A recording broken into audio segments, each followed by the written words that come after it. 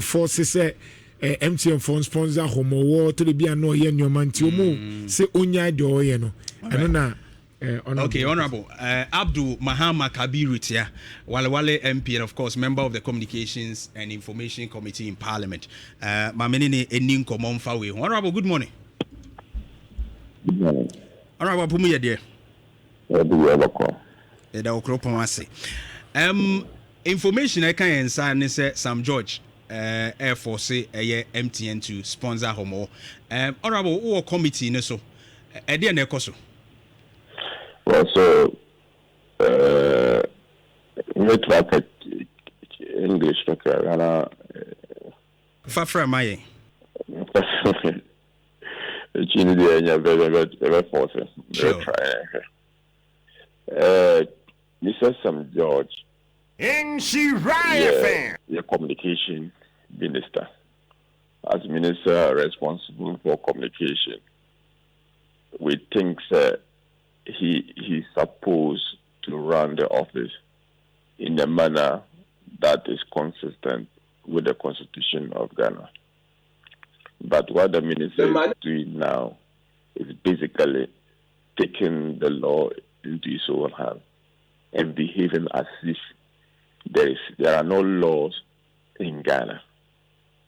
For instance, you cannot just get up and decide to say Airtel Tigo, now called 80, is going to be given to Telecel.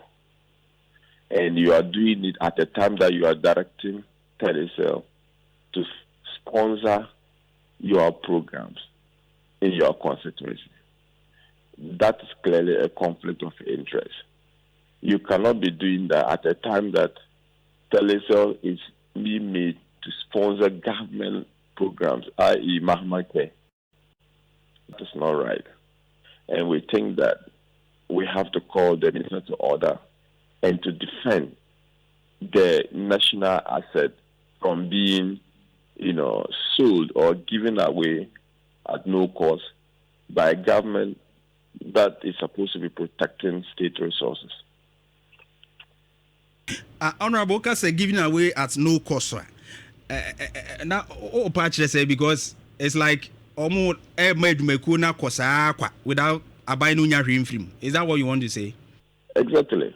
Are they? Because 100% government company. Government of Ghana now 100% or 80. So if you want to give such a company, you have to sit down and structure the shareholding. Even if you want to sell it off, we must know how much you have valued it, and that I'm trying to sell it. This is the amount that is going to come to the good people of Ghana. But some job hasn't done that. But the interesting thing is that some investors have found 80 to be viable company, that if they put their money into it, 80 can be a successful business in Ghana. And therefore, they decided to offer government of Ghana $150 million. And this $150 million would be increased to $1 billion in 5 years. This is what AT needs to be able to improve their services and to compete with Telecel and MTN.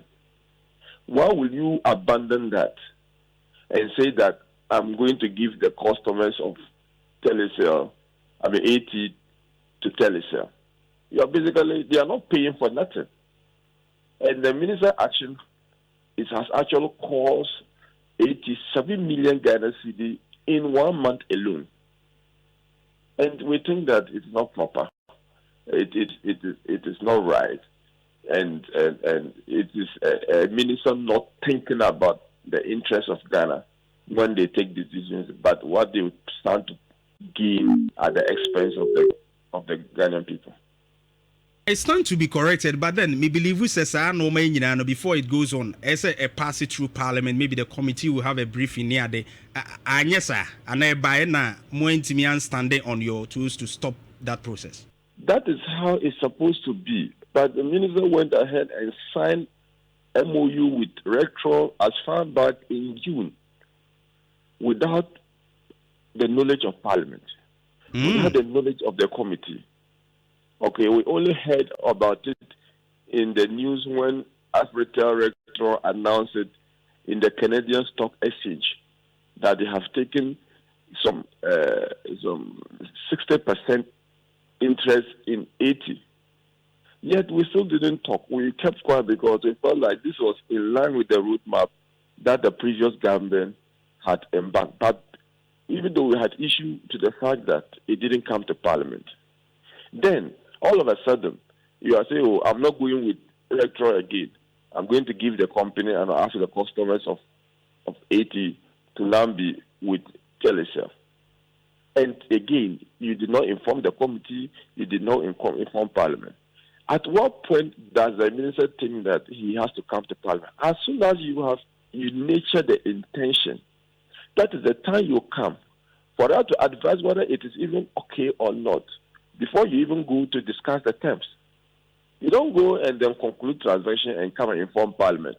Parliament is not supposed to receive information. We are supposed to approve the transaction. So we don't say we should sit down until you conclude and bring us this into. We are not a rubber stamp.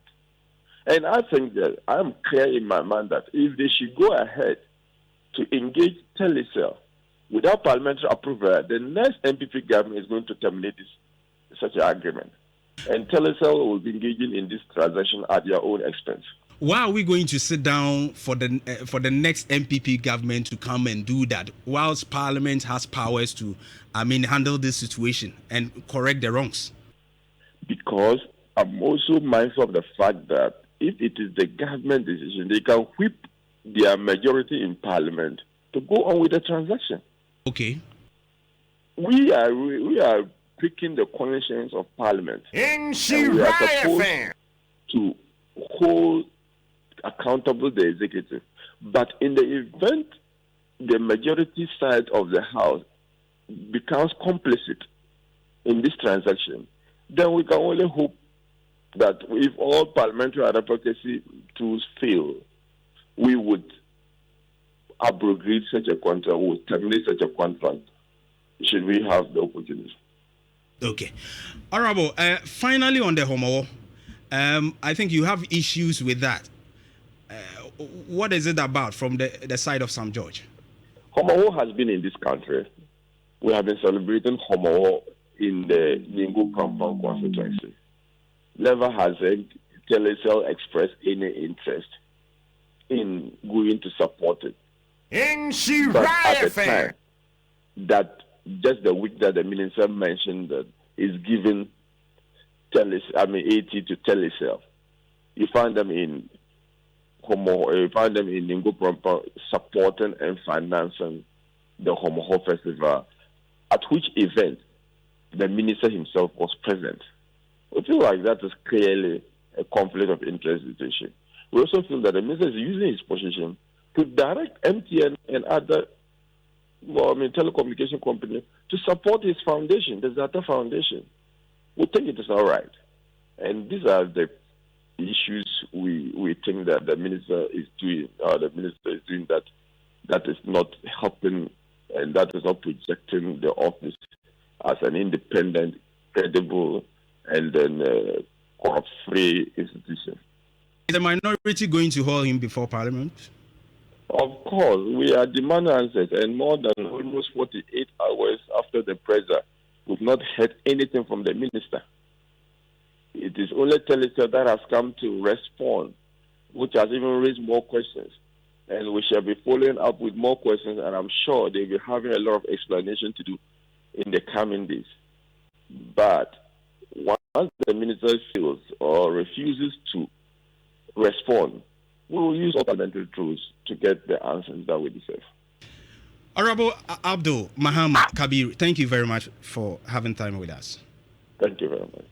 Right, we Nimonyam for Abdul Muhammad Kabir Tia, Walawale MP, or Sansu, part of the Information and Communication committee in parliament and the train komo so omo kire se edom kuma ne kire se kwan asam George Faso exercise ni tumi no wono mo eni enye ho kra enti eno mo enkomo na yakwa akwa okuku die